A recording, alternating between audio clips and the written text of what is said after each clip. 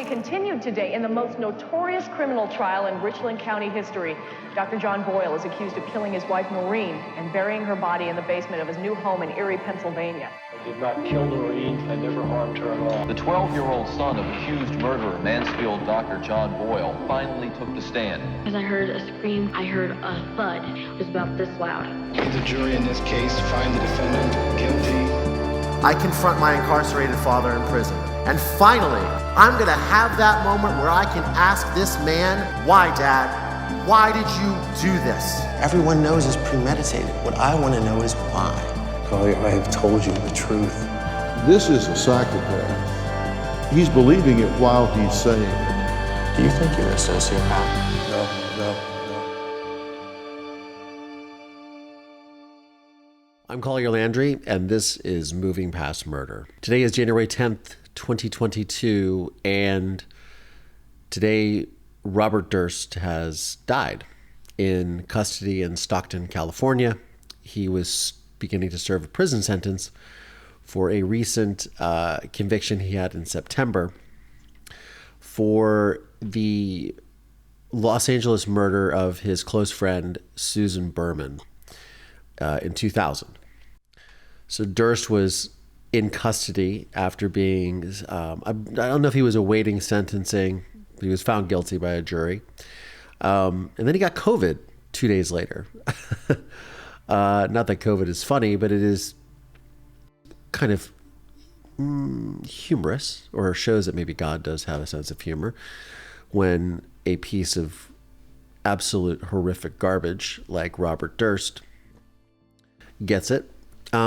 But sadly, he has passed away, and it is sad. So just to give a little background, so he had just been convicted in this trial for the murder of his friend Susan Berman. Now, it is believed that the reason, or his motive for committing the murder, was that Susan Berman had knowledge of, and possibly even helped cover up, the murder of Durst's wife, who went missing. Her name is Kathleen McCormick, and she disappeared in 1982. And no one, everyone suspected him. Now, let me back up a little bit. So Durst comes from a very wealthy New York real estate family, and like all wealthy people that have a lot of time on their hands, and as they say, idle hands are the devil's workshop, Durst seemed to dabble in sociopathy and psychopathy.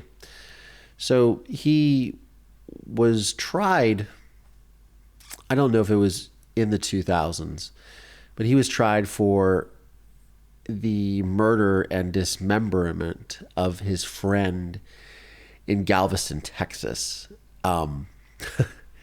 Now, on the witness stand during this particular trial, Durst admits to dismembering the body of his friend, but not killing him.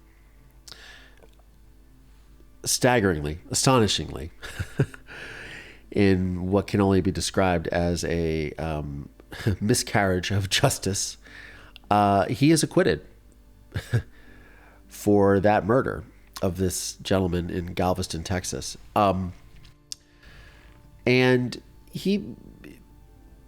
Durst had caught the attention of a filmmaker named Andrew Jarecki. Now, Andrew Jarecki is well known for directing another true crime documentary, and a very sad in nature, but it's called Capturing the Freedmans.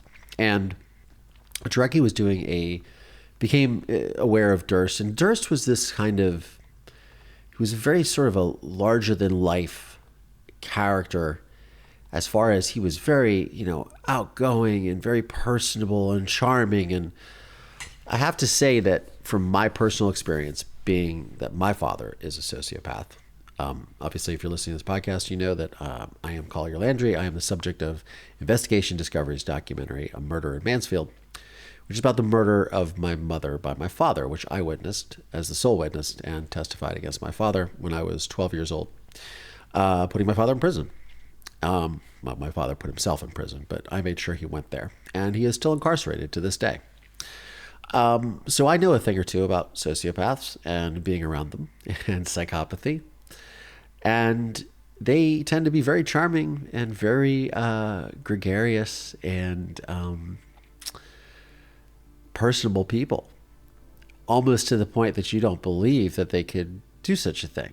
Now, that was certainly the case with my father's trial. I mean, my father murdered my mother, suffocated her, wrapped a plastic bag around her head, and buried her underneath the house in a neighboring state that he had purchased for his girlfriend who was pregnant with his child, and buried her underneath the basement floor. And police ended up, because of my persistence as a young man and persistence of my mother's friends, they found the body. And my father was subsequently arrested. But there were many people in my small town of Mansfield, Ohio, that did not believe that my father could do such a thing. So I would say one of the main characteristics of being a sociopath is being able to charm people and convince them that you are just not that person. So back to Jarecki. So Jarecki became fascinated in this case and was directed a film that he wrote that was not a documentary, that was a scripted narrative film about Durst, where I believe maybe Ryan Gosling played him. I guess if you're going to choose a charming actor to play a charming sociopath psychopath, Ryan Gosling's your man. I've never seen the film. I don't even know what it's called. But essentially, Jarecki became interested in this, and Durst became interested in this film. And Durst actually reached out to Jarecki and his writing partner and said, I want to tell my story. And you can ask me anything you want, and I'll tell you the truth. Nothing, hands off. So now, as a filmmaker, which I am, having unfettered access to someone, especially someone who is wealthy, well-known, and also suspected of multiple murders and is blatantly out in the public denying them, and almost, I feel, during the course of his stint as a free man, flaunted that in the face of law enforcement. Not to mention the victims and the victims' families that had to deal with this piece of garbage walking the earth as a free man. So Jarecki jumped at the opportunity, and the result of that was an HBO documentary called The Jinx. Now, in The Jinx, like, they have this unfettered access to this guy, and it reminds me a lot of my film, A Murder in Mansfield, because in A Murder in Mansfield,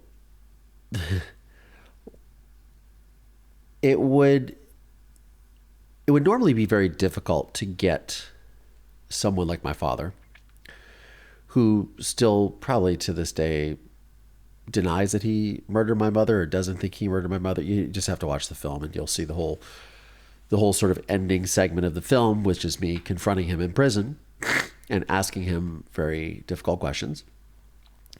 But he was under the impression that I was making a documentary, or myself and my director, Barbara Koppel, producer John Morrissey, David Cassidy, that we were making a film to help him get out of prison. Yes, the hubris and the narcissism in the mind of a sociopath and psychopath is unparalleled, to say the least. But he was a very willing participant, because I feel that he felt that he was going to be able to tell his side of the story and people would believe him, and that this would help him get out of prison. He was denied parole again in 2020, but we won't get into that. So back to Robert Durst and the Jinx. So Jarecki makes this movie with just this absolutely unfettered access to this character, Robert Durst. And he catches him in a few really gotcha moments. Now, the big scene, and I believe it's they laid out this documentary in like 7 parts, I think, or episodes. But the big thing was, it was a hot mic situation, and he goes to use the restroom, and the sound guy doesn't stop rolling the sound. Probably because they knew he was going to say something, and he literally mutters in the bathroom to himself. You've gone and got yourself caught. Of course I did it. I killed them all. What the hell did I do? Killed them all. Of course. Prosecutors used Durst's own words from the documentary as evidence that he confessed to the murders. Nobody tells the whole truth.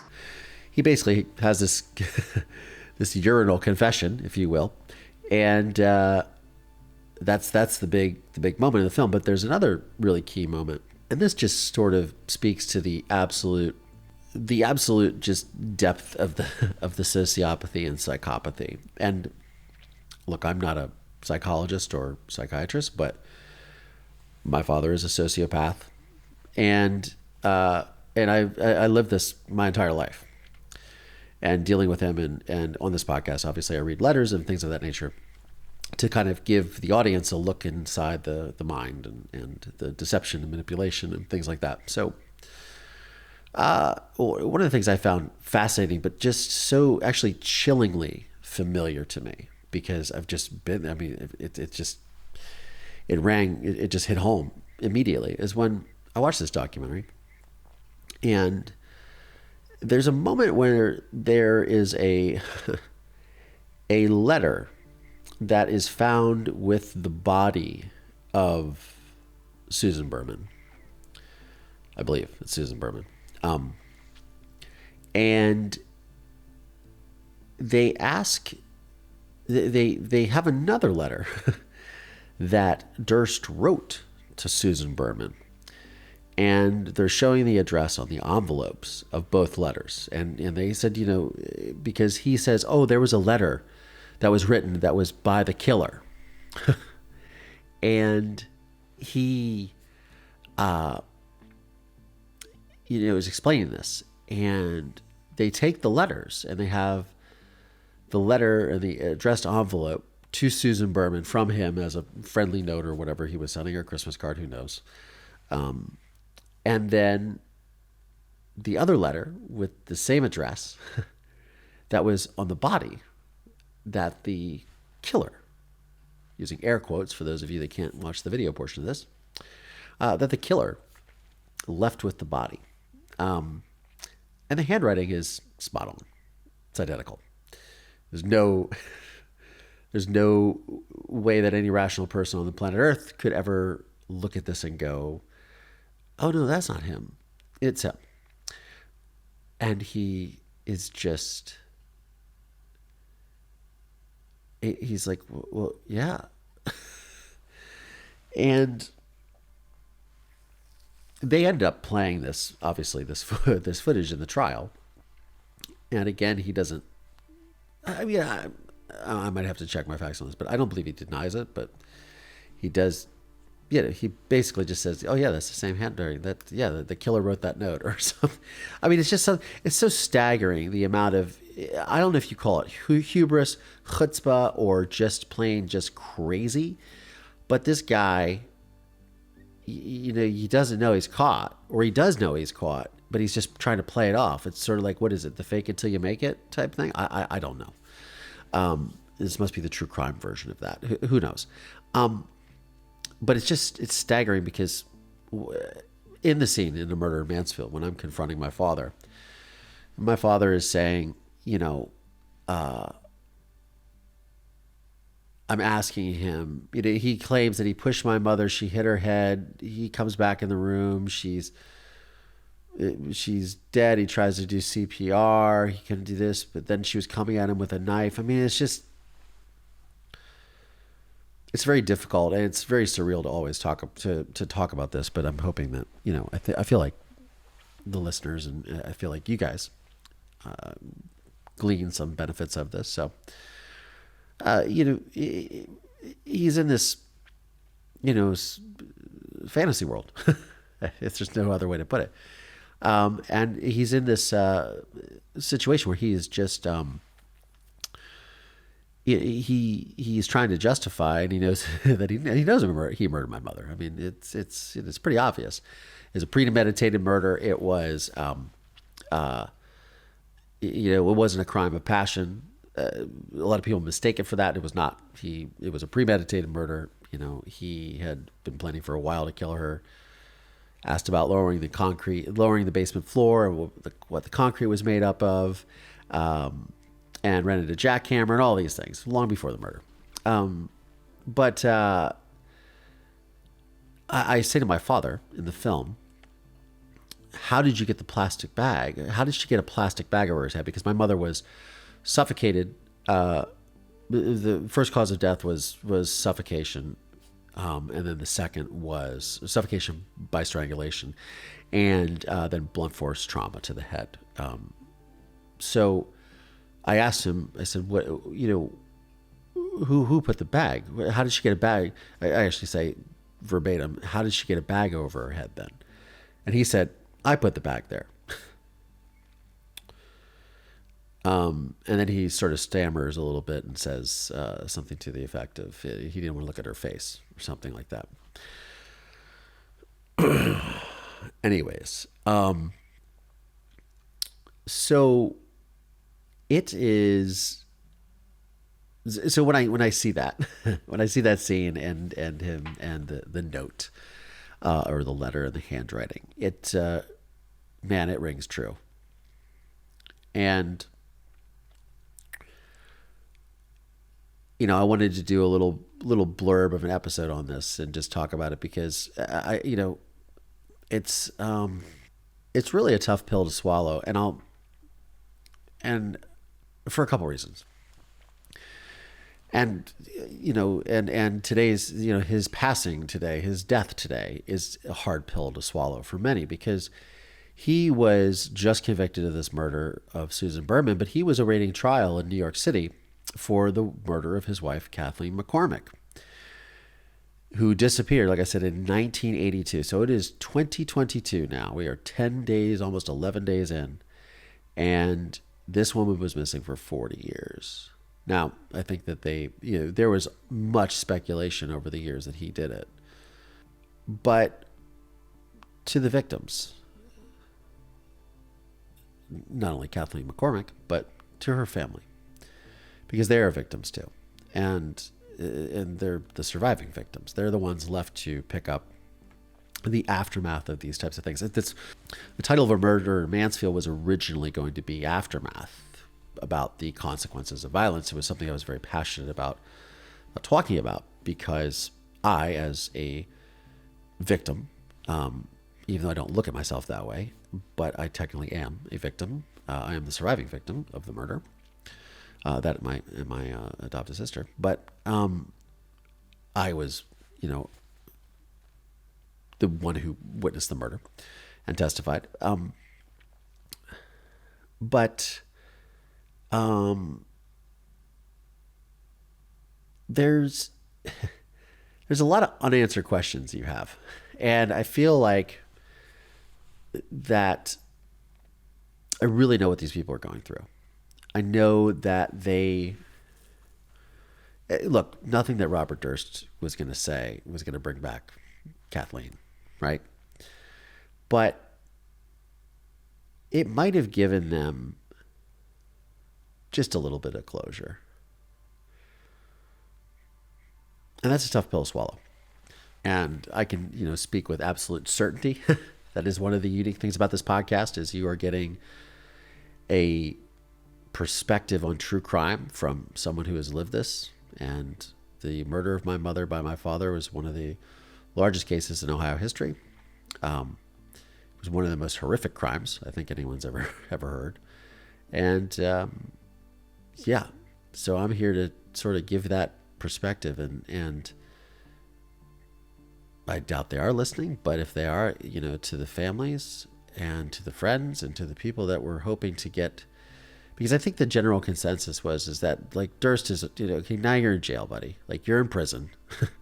You're not going anywhere. He was 78, so he ain't getting out. It's like when they gave Bernie Madoff, 162 years? Like he was never going to see them. He was, 70 when they arrested him? Yeah, he's never going to see the light of day again. But I think that they had these hopes because this guy was known for just kind of going off the cuff and riffing, especially during this trial with Susan Berman. He had all these kind of moments where people were like, what? He was even in the trial that he was acquitted from, when he's talking about, he literally says in court, I did not kill him, but I did dismember him. I dismembered his body, but I did not kill him. I mean, what in the literal fuck? What, like, and how he doesn't go to prison is a travesty, but whatever. But I think that these people really, like, we're really looking forward to, like, getting that really small piece of closure, whatever that looks like, right? Whatever that is, whether it be new evidence or how he did it or what was going through his head. I mean, I don't even know what you could say. I mean, there's nothing my father could ever say to me that would justify it, but I had to find out the hard way. I mean, I'm sitting across the table from my father in the prison, and I'm asking him to literally come clean and admit to murdering my mother, and he keeps, denying it, and and then he comes up with this story about the knife, and then then she hit her head on this, and I said, everyone knows it's premeditated. What I want to know is why, and he just can't give it to me. And I think I personally, and I did a TED Talk about this. You can watch it on the TED website. It's called "What If the Answer You Seek Is Not the Answer You Find?" That was not the real title, but that's the title that I got given. But basically, it's about my personal quest to move out of a small town, come to Hollywood, get my story out there, get my mother's story out there, honor my mother, and try to find a little bit of peace and solace within myself, and find out, like, really, like, why did my father do this? I don't understand. And that was one of the things I had to really, as a young man coming into, my 20s and 30s, I really struggle with, because, you engage in not only relationships with people, or, whether that's a romantic relationship, a personal friendship, whatever that is, right? But you also, you begin to sort of question, like, hey, does the apple really fall far from the tree? And you sort of begin to kind of, question yourself a lot. So for me, I wanted that closure. I thought that what I needed at that time was to have my father say, you know what, look, I did it. I killed her. It was a horrible thing. She was spending too much money, or I didn't like that she did this, or she wouldn't let me have my cake and eat it too with my girlfriend and her, whatever justification this man had. And I thought, okay, I'll get those answers and then I will be able to move on with my life. Not that I hadn't already, but I would have this sort of renewed sense of, hey, I'm not like him.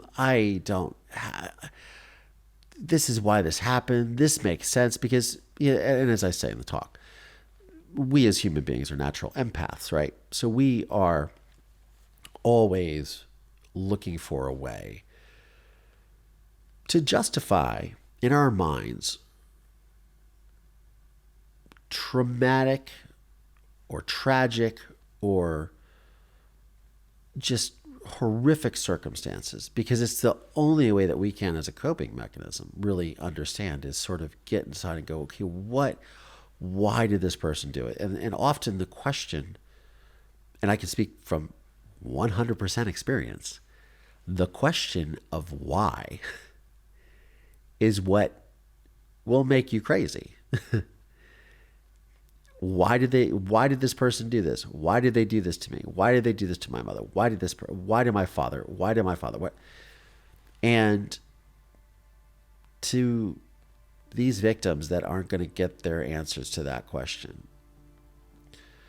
and as the title of this podcast is Moving Past Murder, is you don't always get the answer that you seek, but you always get the answer you need.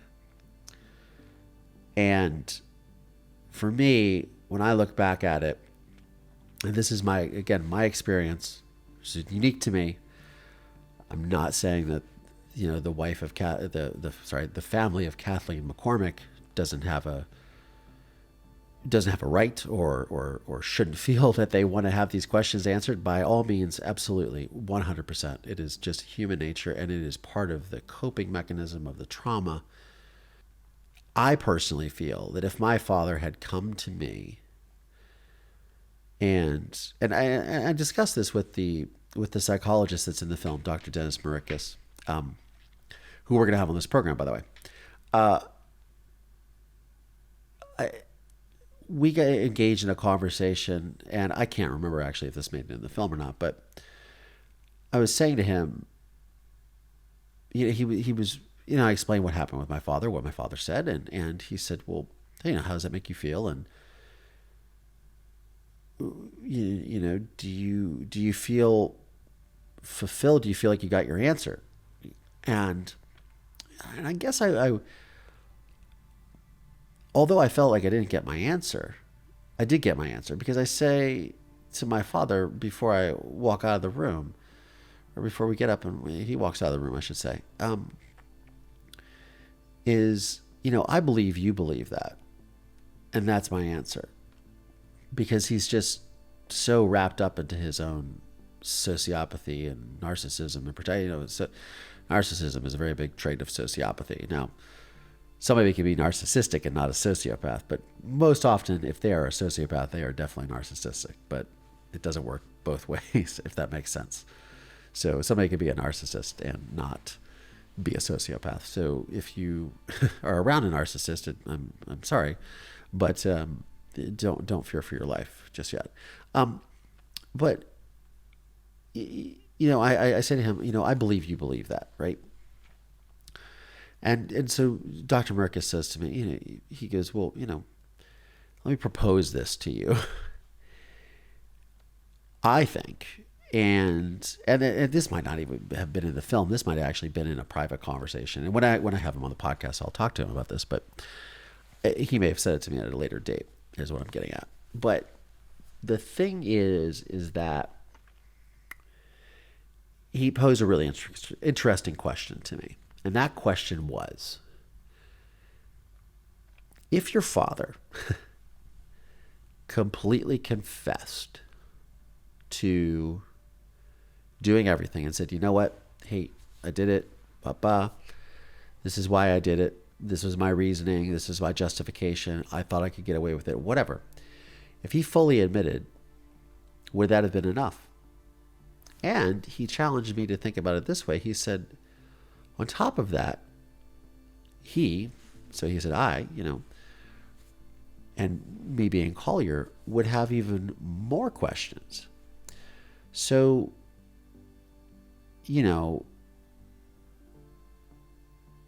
by my father not saying anything, he tells me everything, right? And that's sort of the solace that I found in that particular conversation, and then to move on with my life, right? So I guess my appeal is to the family, the victims, and those that were really hoping to get some sort of closure in the death of Kathleen McCormick. I'm sorry, but the answer you have is going to have to be enough and is really what you need, because it's all just going to lead to more questions. Now, maybe they can't pull an answer from it, and maybe they will be haunted with these questions because maybe they want to know their why, and they just want to understand, like, why did you do this, Robert? Why did you murder my mother, my sister, my best friend, my grandmother? And they'll never get it. And that's tragic, but there is a way through. I mean, I'm living proof of it. There is a way through, and you'll get there. But it's not easy. It is not easy. I have a tattoo on my arm from a David Foster Wallace novel called Infinite Jest, and in it, the two guys are having a conversation, and he says they're talking about truth, and the quote says, the truth will set you free, but not until it is finished with you. Which, I had said essentially to my father, like, this is your opportunity to tell the truth and set yourself free. Not literally like walk out of jail, but free your soul. And he was incapable of doing that. But these are all interesting questions. And this, this case popped up. I saw it today and I thought, and he's actually the same age as my father. Yeah, it just is, I'm really hoping that the victims can find a way to move through all this and move past this murder, because it's not easy by any stretch of the imagination. It's not easy, but it's worth it if you can get there. That's my 2 cents on that. So yes, Robert Durst, the real estate heir turned dismemberer, murderer, convicted murderer, and probably would have been convicted in Kathleen McCormick's murder, I'm sure, is dead today at the age of 78. He died in a prison hospital in Stockton, California. If you've never been to Stockton, California, it's not a very nice place. There's a lot of prisons. It's Central California. There's a lot of prisons in California for those of you that don't listen to it. And sorry to anyone who I may have offended in the Central California area, but it's it's not a nice place. Let's not mince words. But yeah, and one of the interesting things that I was listening to this interview earlier with Andrew Jarecki. He was being interviewed by George Stephanopoulos on ABC, and this was actually only a couple of months ago, because Durst was convicted of this murder of Susan Berman in, I believe, September. So, 4 or 5 months ago? George Stephanopoulos asked the director, Andrew Jarecki, were you afraid that if he got acquitted, he might come after you? Because, again, a lot of the evidence they used in this trial, they got from that documentary. That Durst willingly participated and wanted to participate in. So nobody forced his hand, that's for sure. But again, you're dealing with someone who's a narcissist and a sociopath, and they think the world of themselves, and they think everyone else should too. Really, at the end of the day, they're so enamored by their own bullshit that they just they don't even stop to think what anybody else's feelings or take on the subject is. I mean, that's the very element of sociopathy. There is no empathy factor. So it's very much like there's nothing there. And you can see it in his eyes. I mean, they're dead eyes. They're just black and just soulless. It's scary. It's like when I looked at my father in prison. Same thing. It's like nothing. There's like nothing behind it. It's very difficult to describe to someone who hasn't seen it or been in those situations. And by the way, thank God you haven't. Like, if you have not, you don't want to be. But to actually stare back at another human being and go, you have no soul, man. Like, there's nothing there. It's very scary. It's a very scary thing. I definitely had a new take on my sort of thoughts about horrible people throughout history, and the the measures at which they go to commit very heinous acts towards their fellow man. But I guarantee you have to be like that. You have to have no soul. But these, this guy, Robert Durst, you could look at it. So anyways, back to what I was saying about Jarecki. They said, did you fear for your life?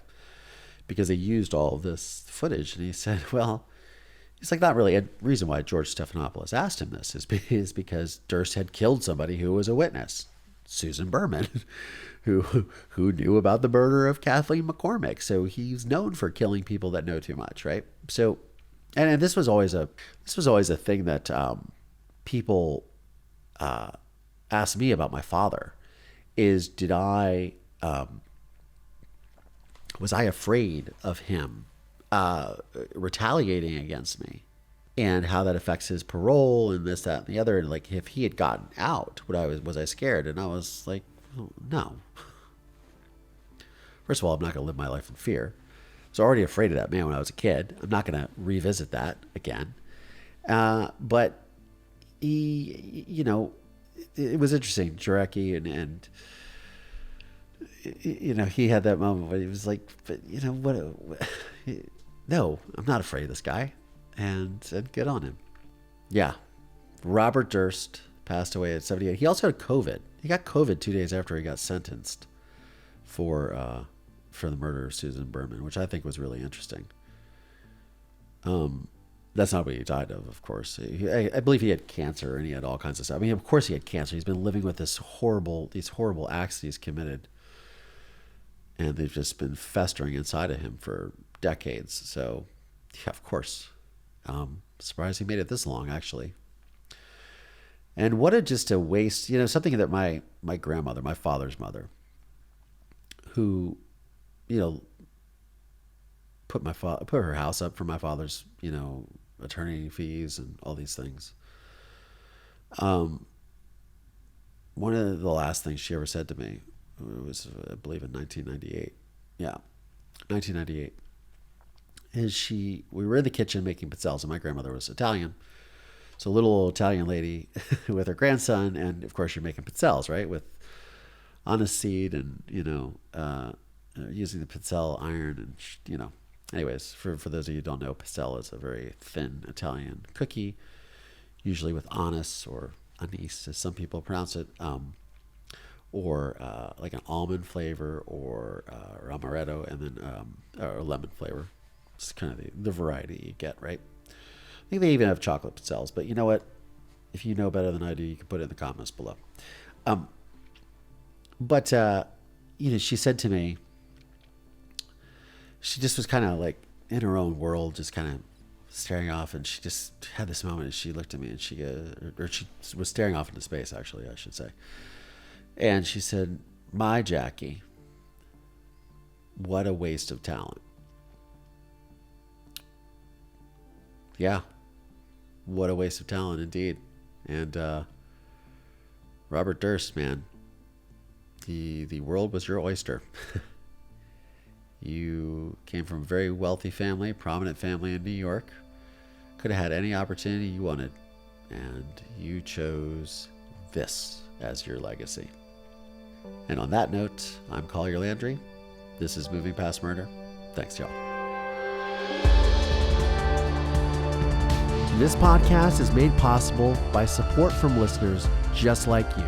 Please subscribe via Apple Podcasts, Spotify, Audible. Find us on YouTube, youtube.com/Collier Landry.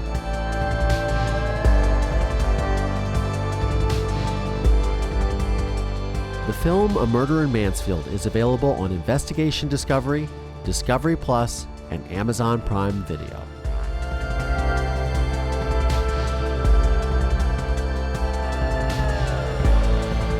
This podcast is a production of Don't Touch My Radio in association with RSA Entertainment.